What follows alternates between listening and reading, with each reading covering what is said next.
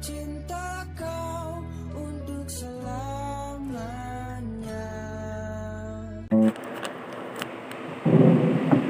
Bismillahirrahmanirrahim. Alhamdulillah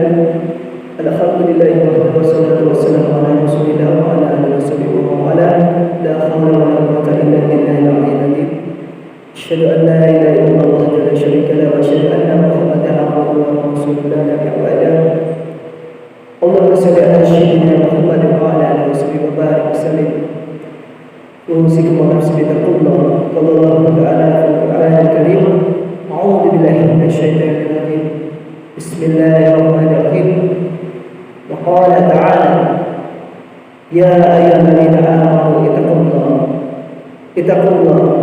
ittaqullaha haqqa tuqatih wa la tamutunna illa wa antum muslimun. Ya ayyuhan nas ittaqullaha alladzi khalaqakum min nafsin wahidah wa khalaqa minha zawjaha wa batha minhuma rijalan katsiran wa nisaa'an wattaqullaha alladzi tasaaluna bihi wal arham innallaha kana 'alaykum raqiba. Rabbi shrah li sadri wa yassir li amri wahlul 'uqdatam min lisani yafqahu qawli. Amma ba'd. Yang pertama-tama sudah sepatutnya saya selaku khatib Jumat ingin mengajak para jamaah yang dimuliakan oleh Allah Subhanahu wa taala untuk senantiasa bersyukur alhamdulillah untuk kesekian kalinya kita masih diberi kesempatan oleh Allah, diberikan amanah oleh Allah untuk menjalani kehidupan ini, dan khususnya di siang ini kita dapat menghadiri majelis yang mulia dan melaksanakan sholat Jumat berjamaah untuk kesekian kalinya dalam hidup kita. Nah, untuk pembahasan khutbah di siang ini saya ingin membahas tentang fitnah-fitnah akhir zaman, dan mungkin akan saya mulai dari hadis Rasulullah yang diriwayatkan di dalam Musnad Ahmad atau kitab hadis dari Imam Ahmad, bahwasanya kata Rasulullah, zaman itu dibagi menjadi 5. Ingat, kehidupan dunia kita ini dibagi menjadi 5. Yang pertama, kata Rasulullah, zaman nubuwah atau zaman kenabian. Zaman kenabian ini dimulai dari Nabi pertama, Nabi Adam alaihissalam, sampai ditutup dengan baginda Nabi besar Muhammad SAW. Dan kemudian di zaman kedua kata Rasulullah ada zaman khilafah ala minhaj an-nubuwah, yang kita tahu ada 4 khalifah, salah satu sahabat Rasulullah yang termasuk sabiquna awalin, yaitu khilafah Abu Bakar As-Siddiq radhiyallahu anhu, kemudian ada Umar bin Khattab radhiyallahu anhu, kemudian ada khilafah Utsman bin Affan, kemudian ada Sayyidina Ali bin Abi Thalib karramallahu wajhah. Kemudian zaman ketiga yaitu zaman al-mulk atau zaman kerajaan. Zaman kerajaan ada kerajaan Ottoman di Turki, kemudian kalau di Indonesia ada zaman Majapahit, kerajaan Majapahit, Tarumanegara. Nah, kemudian dilanjutkan kata Rasulullah ada zaman keempat, Mulkan Jababirah, yaitu zaman kesewenang-wenangan, yaitu zaman di mana pemimpin-pemimpin kita ini mayoritas diktator atau pengisi, kata Rasulullah. Karena kenapa? Zaman keempat ini semua fitnah-fitnah, keburukan-keburukan ditumpahkan semuanya di zaman keempat. Dan alhamdulillah kita ini berada di zaman keempat ini para jemaah. Kita tahu bahwasanya semua keburukan-keburukan, semua kasus-kasus besar yang tidak rasional atau tidak masuk akal, tidak masuk logika, kita telah mendapati, menyaksikannya.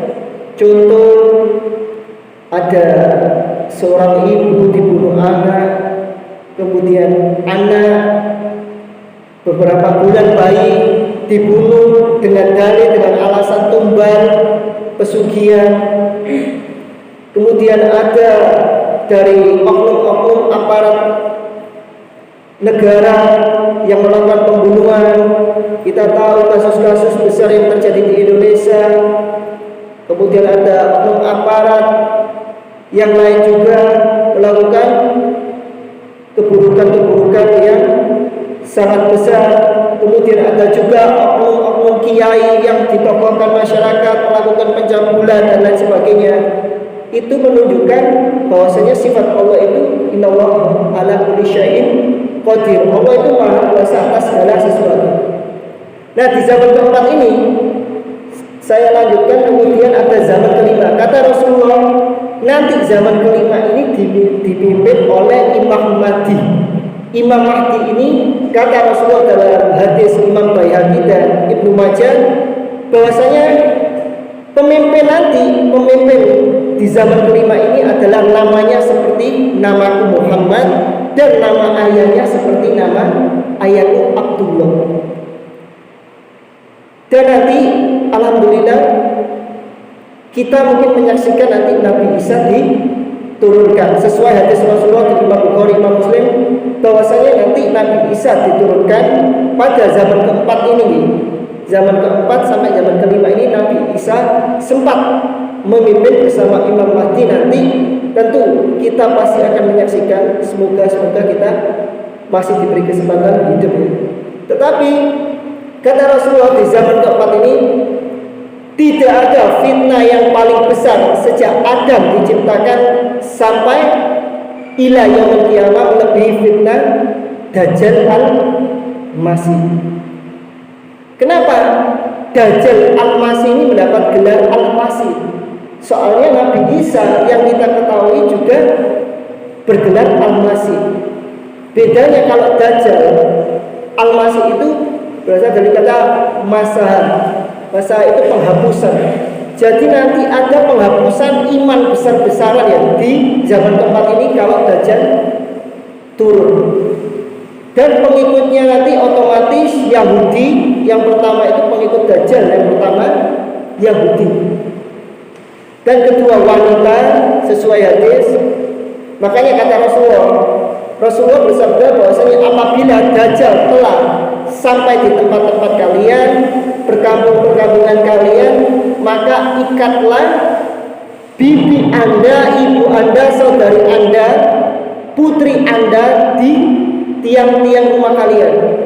Jadi kalau dibahasakan sekarang ya, ada tiang apa atau apa, putri kita diikat karena fitnah Dajjal nanti ini luar biasa para jemaah.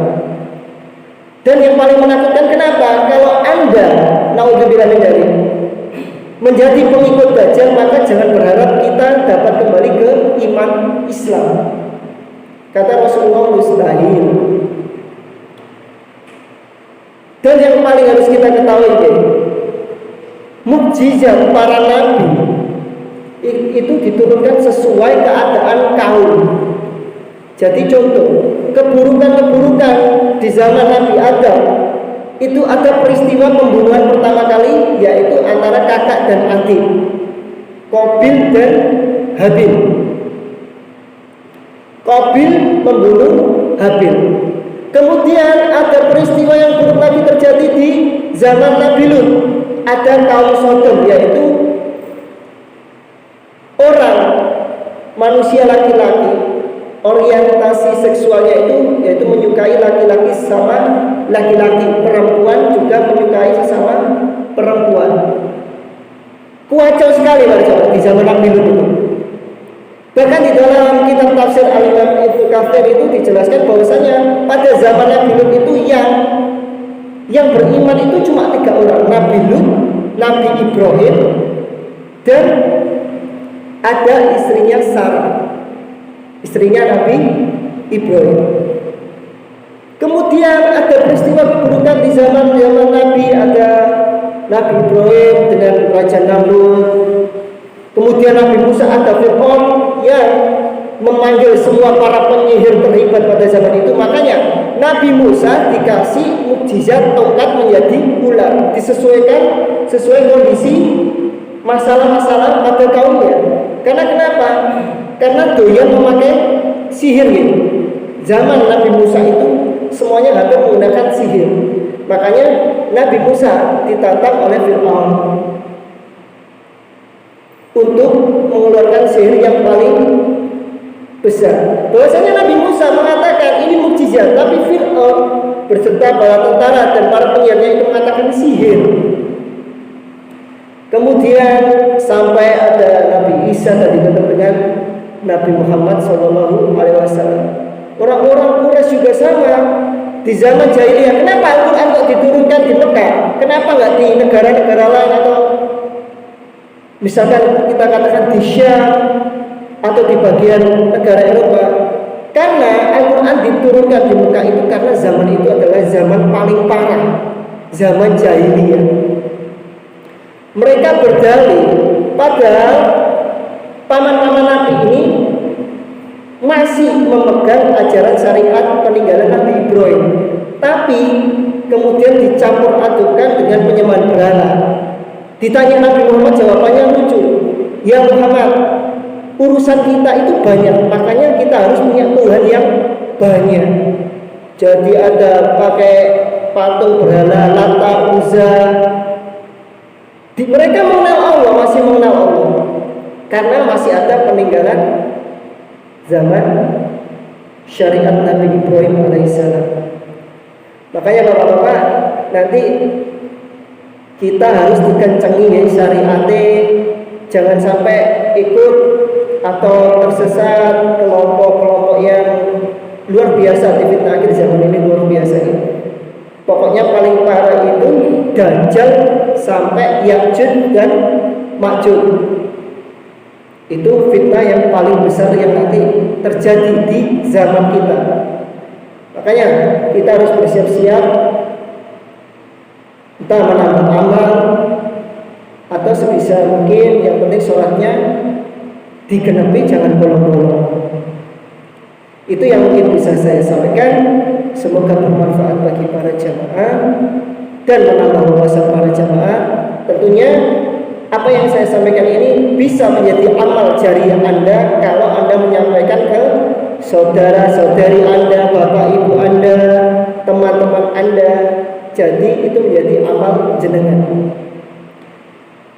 Aku qouli hadza astaghfirullah innahu huwal ghafurur rahim. A'udzu billahi minasyaitonir rajim. Bismillahirrahmanirrahim.